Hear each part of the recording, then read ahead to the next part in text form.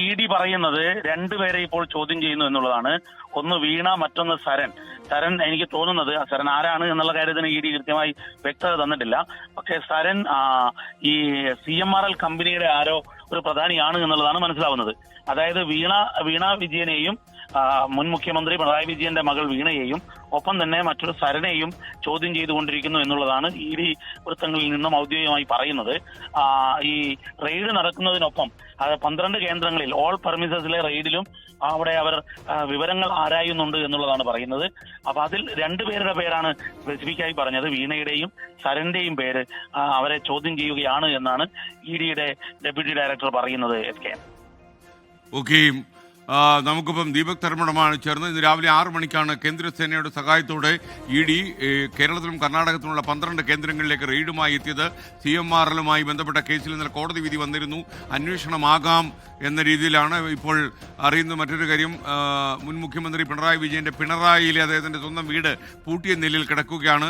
അവിടെ വീട് തുറക്കാൻ വേണ്ടി ഇ.ഡി. ഉദ്യോഗസ്ഥന്മാർ കാത്തു നിൽക്കുന്നു എന്നാണ് ഞങ്ങളുടെ കണ്ണൂർ ബ്യൂറോ റിപ്പോർട്ട് ചെയ്യുന്നത്. കൂടുതൽ വിവരങ്ങളുമായി നമുക്കപ്പം വീണ്ടും സെൻട്രൽ ന്യൂസ് ഡെസ്കിൽ നിന്ന് ലേറ്റസ്റ്റ് വിവരങ്ങളുമായി ദിലീപ് കുമാർ ചേരുന്നു. ദിലീപ്, ഒരുപക്ഷെ വളരെ വളരെ ഓർഗനൈസ്ഡ് ആയിട്ട് ഇ.ഡി. നടത്തുന്ന ഒരു നീക്കമാണ് ഇതെന്നാണ് നമുക്ക് മനസ്സിലാക്കുന്നത്. CMRL എക്സാലോജി കേസിൽ ആരോപണ വിധേയനായ വീണയെ ഇപ്പോൾ ചോദ്യം ചെയ്യുന്നു എന്ന വാർത്ത കൂടി തിരുവനന്തപുരത്ത് നിന്ന് വരികയാണല്ലോ.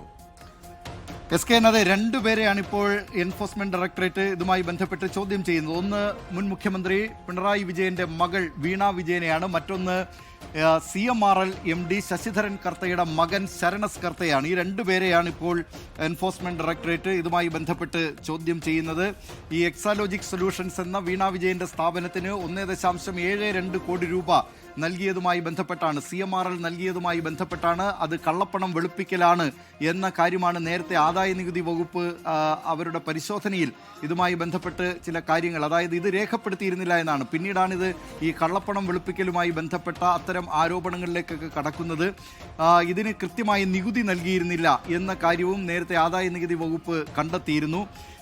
ഇതേ തുടർന്നാണ് പിന്നീട് അതൊരു രാഷ്ട്രീയ വിവാദമായി കേരളത്തിൽ മാറുന്നു. CPIM സംസ്ഥാന സെക്രട്ടേറിയറ്റ് തന്നെ വീണ വിജയനെയും വീണ വിജയന്റെ സ്ഥാപനമായ എക്സാലോജിക് സൊല്യൂഷൻസിനെയും ന്യായീകരിച്ച് രംഗത്തെത്തുകയും ചെയ്തതിനും കേരളം സാക്ഷ്യം വഹിച്ചിട്ടുണ്ട്. അങ്ങനെ അന്ന് മുഖ്യമന്ത്രിയായിരുന്ന പിണറായി വിജയന്റെ മകൾ നടത്തിയിട്ടുള്ള ആ സ്ഥാപനവുമായി ബന്ധപ്പെട്ട്, അതിൻ്റെ ഇടപാടുമായി ബന്ധപ്പെട്ട്, അതിൽ ഈ ആദായ നികുതി വകുപ്പ് ഉന്നയിച്ചിട്ടുള്ള ചില സംശയങ്ങളുമായി ബന്ധപ്പെട്ട് അവരുടെ കണ്ടെത്തലുകളുമായി ബന്ധപ്പെട്ടൊക്കെ അതിനെയൊക്കെ തള്ളിക്കളഞ്ഞുകൊണ്ട് CPIM എന്ന പാർട്ടിക്ക് തന്നെ രംഗത്തെത്തേണ്ടി വന്നിട്ടുണ്ട്.